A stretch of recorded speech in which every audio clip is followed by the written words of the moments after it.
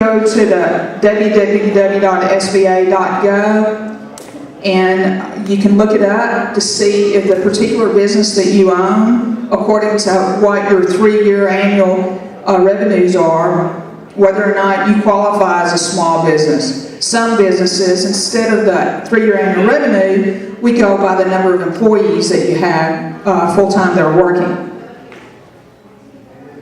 And the way that you find the size standard for your business is the sba.gov/sites. Go ahead, John.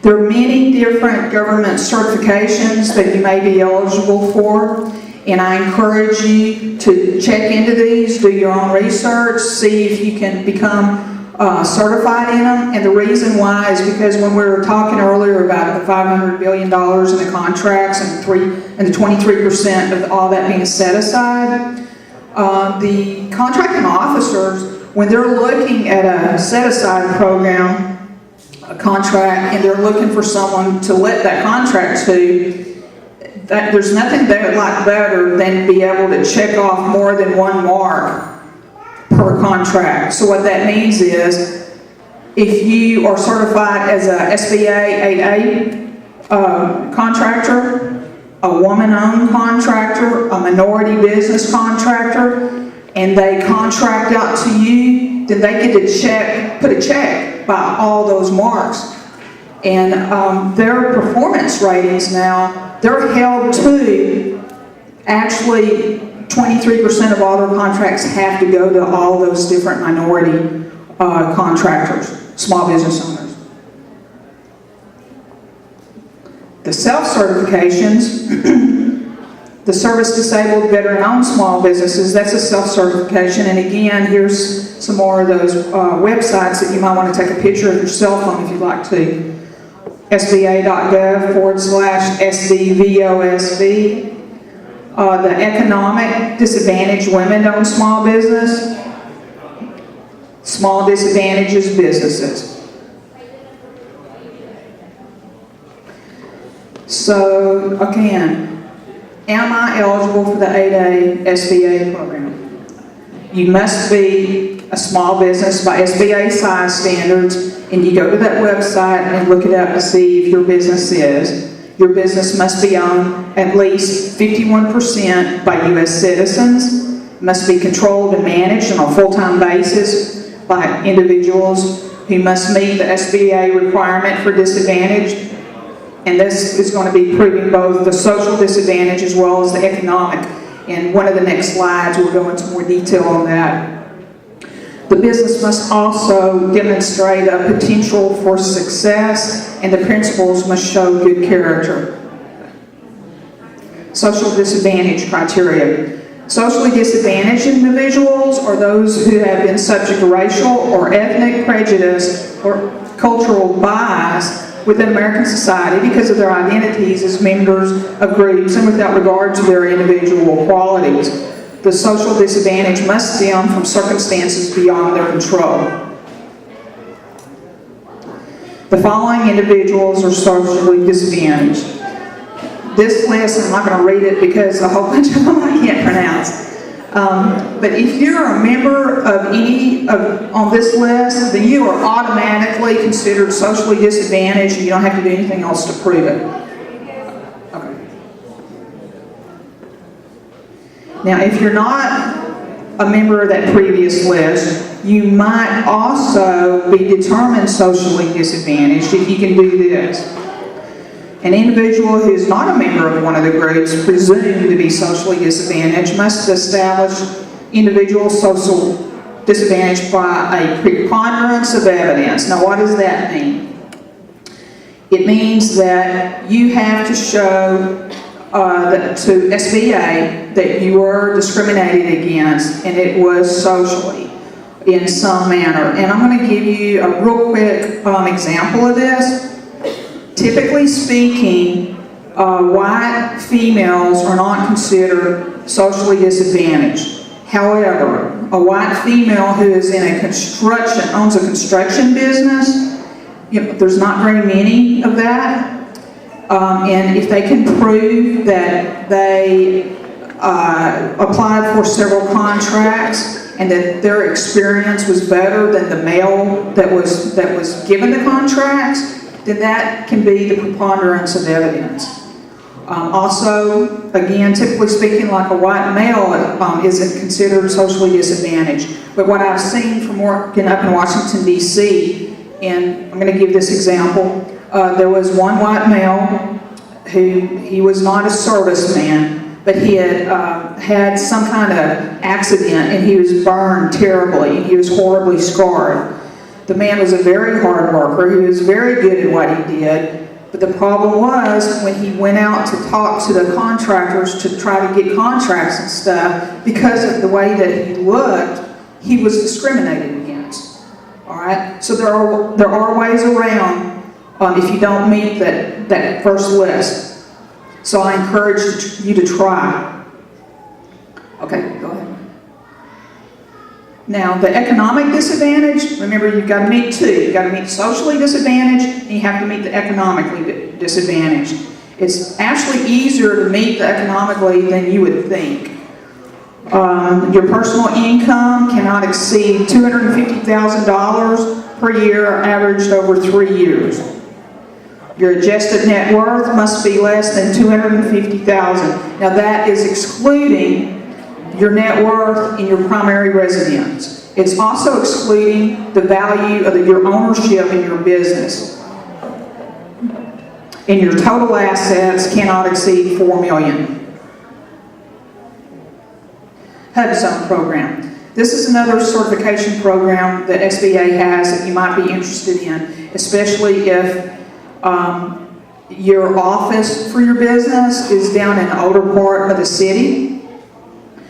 You must be a small business by SBA size standards. You must be owned and controlled at least 51% by the U.S. citizens. Principal office must be located within a HUB zone, and 35% of its employees must reside in a HUB zone.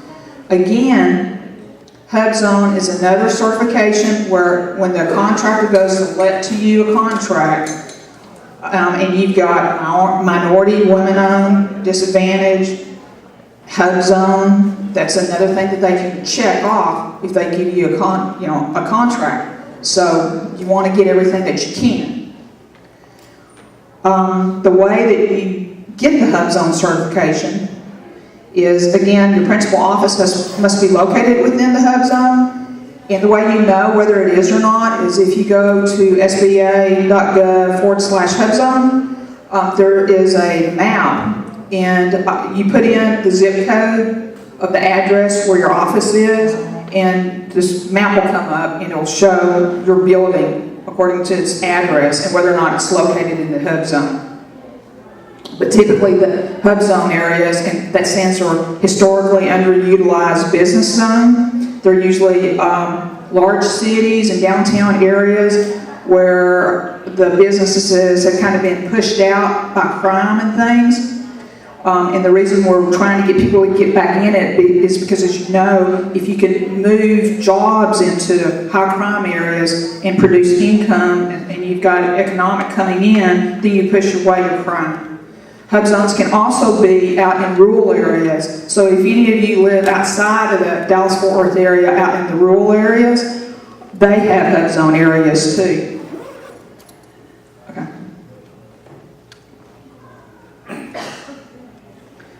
Okay, so what is a small business besides the size standards? And the size standards, again, it depends on your sales over your previous 3 years and or how many employees you have working for you. It depends on what kind of business that you own. You have to be organized for profit. So if you have a nonprofit organization, you're not going to be eligible. You have to be in it to make money, because that's what we want you to do, is make money, hire more people, grow, hire more people, create jobs. You have to be, your place of business has to be within the United States. Now, you can have a sub-office outside of the United States, but most of your business has to be done inside the United States, buying parts or whatever made inside the United States. Also, You cannot be a business that imports, because the whole thing is we want you to create jobs. So we want you to make the stuff here, and you can export all day long. Please export. I mean, sell it out, get their money, bring their money in. But when you import stuff, then the people in the other countries are the ones that's making the products, and they're making money, and we're all here trying to make the money in the United States. It has to be independently owned and operated, and you cannot be dominant in your field. Okay. Service disabled veteran-owned small businesses. This certification is for people who've been in the service and they are disabled, and you do have to show through the Veterans Administration that you are disabled. You'll have to prove that. The requirements are the same in that it has to be unconditionally and directly owned, at least 51% by the socially disadvantaged people. The veteran, and the veteran must hold the highest officer position, and the management and daily business operations must be controlled by one or more service-disabled veterans. Now, we do have, in the case of a service-disabled veteran that was so severely injured that he or she are not able to talk to people on a daily basis, then if that's the case, then we can allow someone to do the daily talking and managing the business on a daily basis by someone else who's not disabled, as long as it's the disabled veteran's brain. It's him. It's his mind that's making the decisions. He may not be the front person, but he or she is the one that's making the decisions. Okay. Women-owned small business must be at least 51% directly owned and controlled by one or more women. Must be primarily managed by one or more women. The women must be U.S. citizens, and the business must be small according to the SBA size standards. Economically disadvantaged women-owned small business, similar to what we were already talking about. In addition to the requirements of the women-owned small business, the woman must be economically disadvantaged. Is presumed economically disadvantaged if she has a personal net worth of less than $750,000. And again, that net worth does not include the value of your residence or the value of your business. Your adjusted gross income is $350,000 or less, averaged over 3 years, and your assets do not exceed $6 million. Small disadvantaged business must be a small business by SBA size standards, owned by 51% U.S. citizens or naturalized citizens, must be controlled, managed on a full-time basis by individuals who meet the SBA requirement for disadvantage. Personal net worth, again, $750,000, not including the equity in your house or your business. And again, if you have a cell phone, you might want to take a picture of this page, because these are some more important websites. How do you identify contracting opportunities? Okay, this is how you go and you get the contracts. You got to do some marketing on your own. You need to visit www.sam.gov and get registered in the federal database first. And when you do that, I'm going to add this just from experience working with SBA. A lot of people will go in and they'll register in the SAM. While you're doing so, there's going to be a question there, and it's going to ask you mark yes or no on it. It's going to ask if you want your information to go over to the FedBizOps website. You do. Mark yes. You need to obtain your NAICS codes. Again, www.census.gov/EOS. I'd take a picture of that or write it down if you like.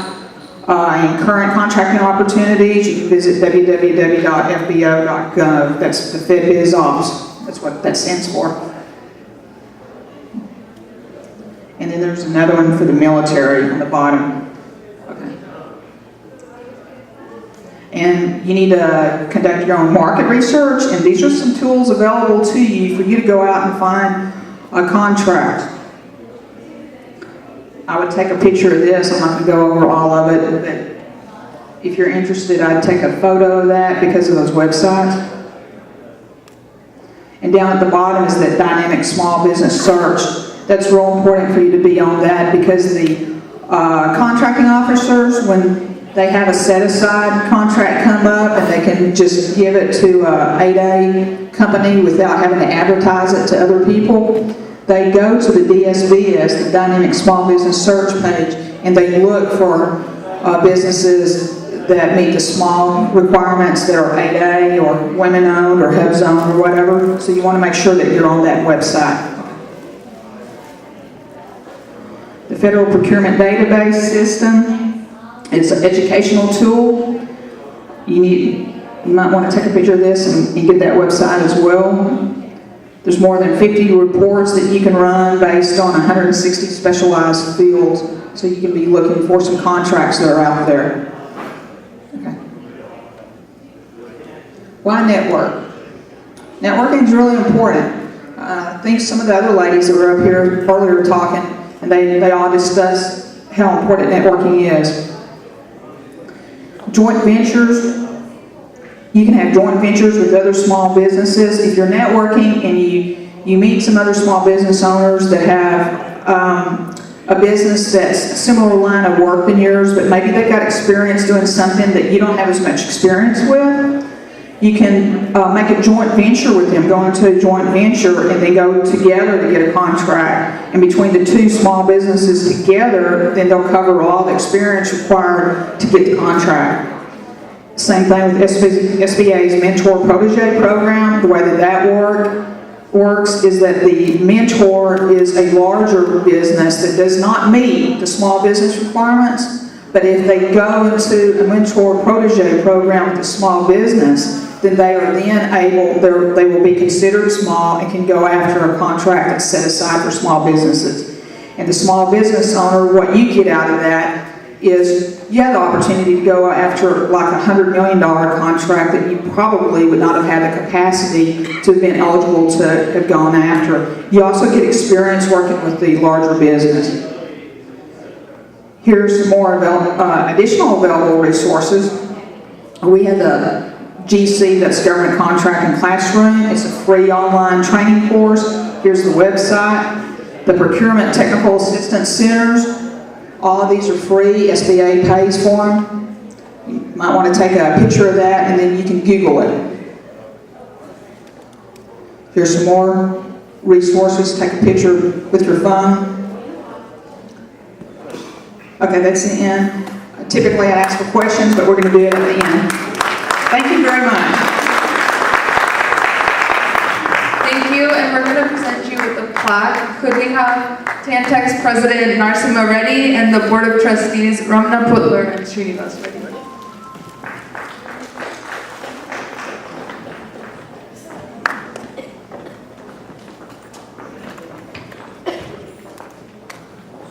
Oh, and Mr. Subbu Channagatla.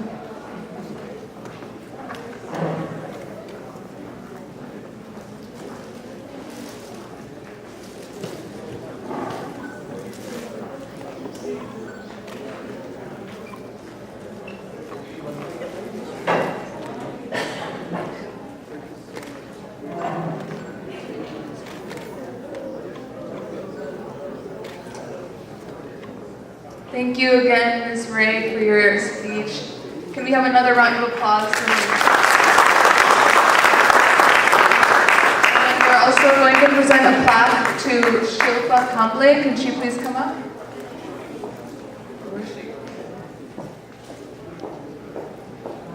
Shilpa has been very helpful to us. She's been helping with graphic design. All these wonderful flyers that you saw, it's all her work. She's been helping TEEF since 2010, since we started, for no cost.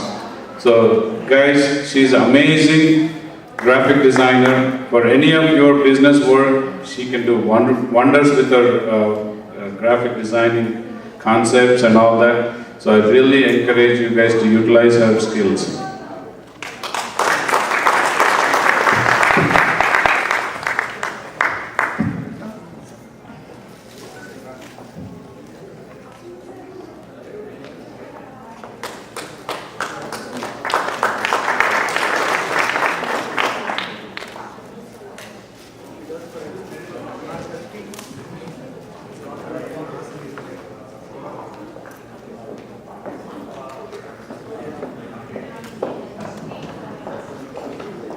if you have not made a note of any of the points, or if your batteries are done by busy taking selfies or by any other unavoidable reason, the entire information is posted on mytglobal.org.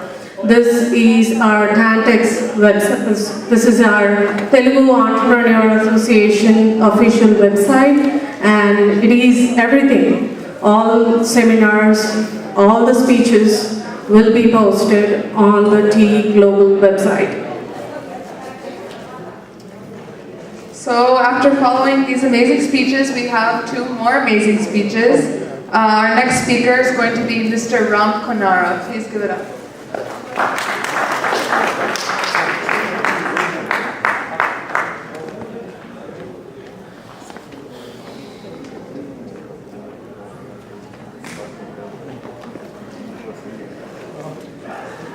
Thanks a lot for everyone for giving me an opportunity to speak in front of you.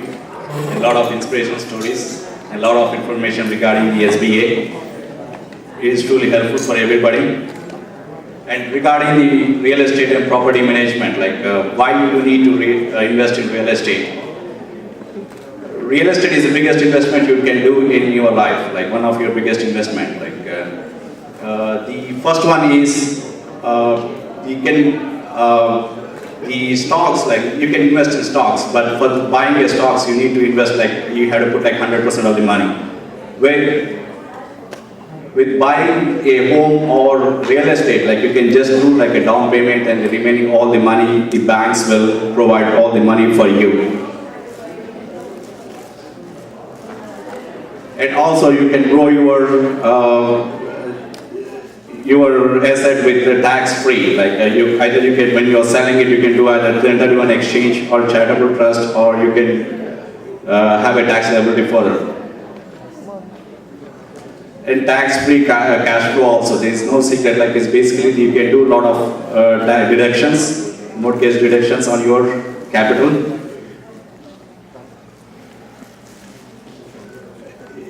The increased tax deductions also, basically when you invest in your home, the taxes you pay, and also the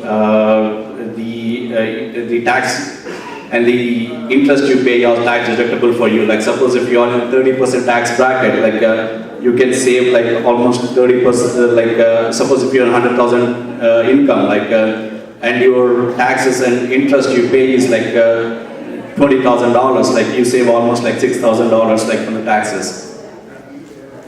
And also the real estate, basically a lot of people don't invest in 401k, IRS, but when you buy a home, you have to make the payments.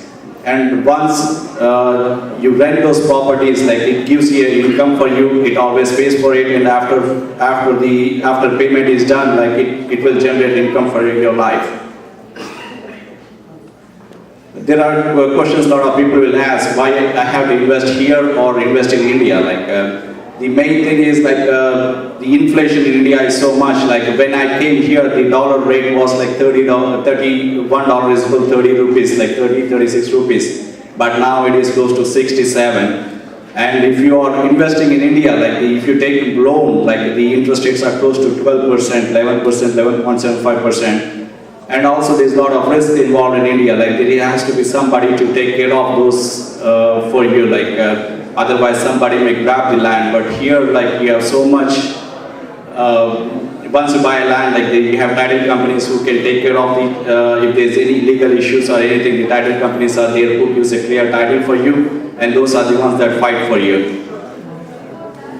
Why you have to choose Dallas? Dallas, a lot of people are moving to Dallas. In the next couple of years, there are at least 1 to 2 million of people that are planning to move to North Texas. And economic growth, a lot of companies are trying to relocate their company headquarters to Texas. And then the prices, they are still affordable when compared to Northeast and West Coast. Is more affordable here. And then boundless geography, it's basically that you don't have any geographic limitations for Dallas. There's no oceans, there is no mountains, there is nothing, you can go anywhere. the predictions are you almost touch Oklahoma border pretty soon. When you look at the national economic overview, the Dallas-Fort Worth is the third total employment rate, annual growth wise, is 3.1%, and the total employment is almost 3 million, and annual job growth is 103,500. And this is one of the other chart, the job growth in 20-year history, for Dallas.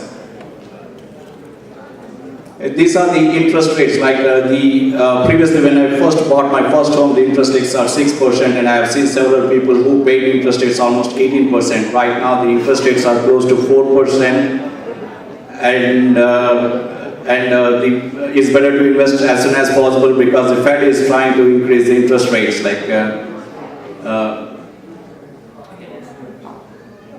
The next slide is basically the companies that are moving to DFW. Recently, the Toyota is moving, Liberty Mutual is moving, the State Farm is moving, the Facebook, Active Networks, Omnitrax, Kubota, Tractor, and there are a lot of, and Frisco is yet to announce 2 major corporations that are relocating pretty soon. And there's major bank also is trying to relocate to North Texas. They already have a presence here, but they are trying to increase their business here. And there's so much, there's so much affordability here. When you buy, when the company relocates here, they can buy a house. They can have the employees who can buy a house for $100,000, or they can buy a house for $1 million. There is so much opportunities in here. And here is the map, where the companies are relocating. And then office space also, there is a lot of, almost 23% of people have not yet announced. So here is the office location spaces, which companies are moving to Dallas. In apartments also, suppose if you want to invest in apartments also, there is a lot of demand for the apartments. Right now, so many people moving in, and the housing market, the builders are not able to cope up with building new houses, and the inventory for the existing houses is so low. There is a lot of demand for the apartments too. The average rents right now is $975, and the new apartments are costing around $1,500, and there are 38,000 new apartments that are under construction right now. And these are the average sales, it's basically the percentage increase in average price, 6% increase, and then the listings, almost 16,000 listings in until the third quarter. Lot of people, they are not listing on the MLS. There's so much demand here. As soon as you list a house, it is going very fast. They have multiple offers on the first day itself. The 5-year mortgage trend, right now the mortgages are close to 4%. So hopefully it stays that long. The federal government may start increasing the interest rates. These are the percentage, what is it, 500 to 749,000, how many units are sold, how many, these are the percentages in the different price ranges. This is another slide, new listings in the market, when compared to 2014. And then these are the number of stats, startings, new homes starting, and how many are the closings. This is the annual starts of new homes, that is based on the county. And these are the top 10 DFW sub-markets. It's basically not Fort Worth has highest number of stats, in Frisco, Denton County, McKinney, Denton, Prosper. These are the different areas that is seeing a lot of growth right now. And these are the different sub-markets, where the different homes are. And a lot of subdivisions, different where the communities are, where there are more communities where you have different locations. And regarding the property management, you have a quick question whether I should manage. Suppose if you have a property, you may be asking whether I have to manage it, or you have to have a property management company. if you have time, like it's basically like it's property management is, if you have a rental income, it's not easy, like just basically just not collecting taxes. You have to maintain the property, you have to talk to the people, like, and there's a lot of things involved in the property management. It's a rough industry, like even if you have a good tenant, like the things may change at any point of time. You may not be paying taxes, you need to be ready like for it. And also you might be like at any point there may be any repairs that are coming up, you should be ready for those ones. Like with the management companies, they are used to all these ones. They have their own lawyers, they have their own maintenance crew. They have if somebody is not paying it, they can have their they know the process for eviction and everything.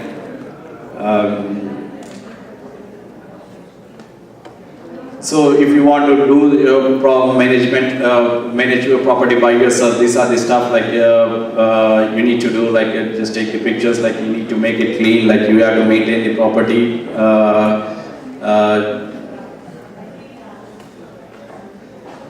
And how to market the property, like once you have a listing, like once you buy a property, what is the marketing strategy you need to do. And the main important thing when you're renting your apartment is tenant screening. Like the tenant screening is the most important thing. Like there's a lot of credit companies you can check the credit, like landlord.com, rental checks, like there are that you need to do for every tenant. And then the lease agreements, there are a lot of lease agreements online too. Like if you have a real estate professional, they will help you with the lease agreements. Otherwise, like there are some lot of lease online too. And any expenses like you do, like basically like any payments you make, everything make a record of it. Like when you're having a property, just have all the records, maintain the records. And how to maintain your property is basically. And this is my contact information. If you need any information on it, let me know.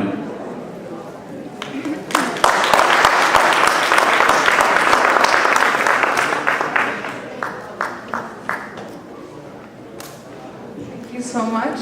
If you could hold down, we're going to present you with a plaque. If we could have Venala, Sharat Uncle, and Anup Uncle. Huh?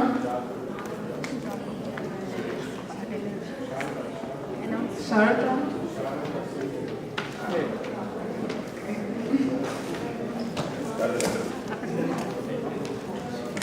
Sharada Singireddy garu, please come onto the stage, please.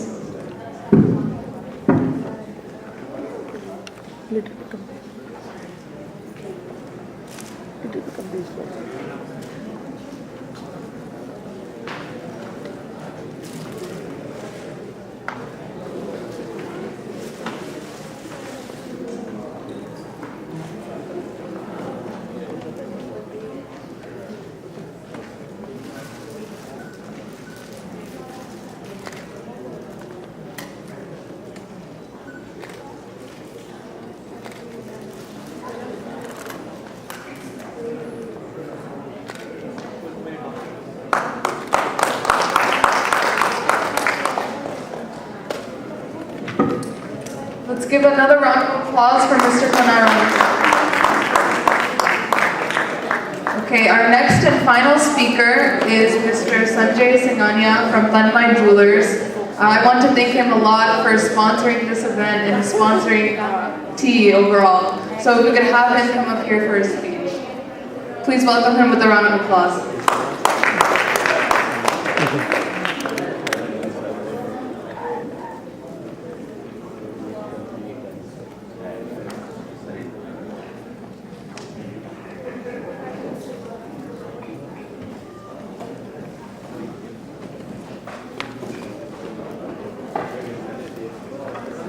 Hello everybody. So, first of all I would like to thank Srinivas Garu for arranging this wonderful event and all of you for coming on the weekend to listen. So some of you know Tanmay Jewelers already, but just to introduce to some new guests here.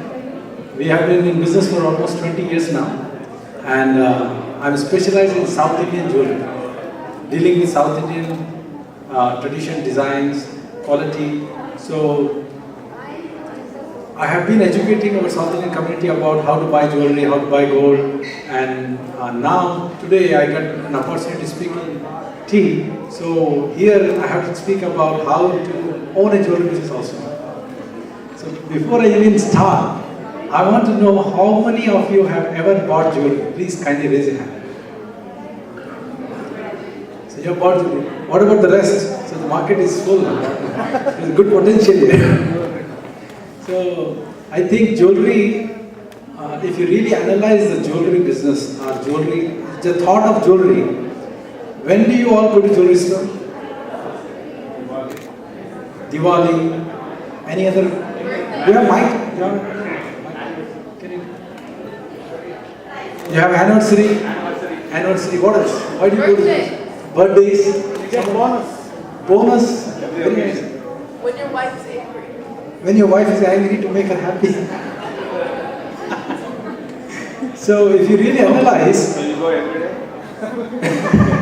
My dad has to go every day. so if you really analyze this, you go to jewelry store when there is a good occasion, when you're happy. I hardly seen people coming to jewelry store when they're very sad. Odd excuse like this is very rare. When you really have to make your wife happy and you come to jewelry store. But jewelry is something which is our heritage. You know, you pass on to generation and generation. So I will give you some ideas on how to buy jewelry. Because this tea platform is for us to make money. The tea platform is giving us opportunity how to invest in businesses, how to start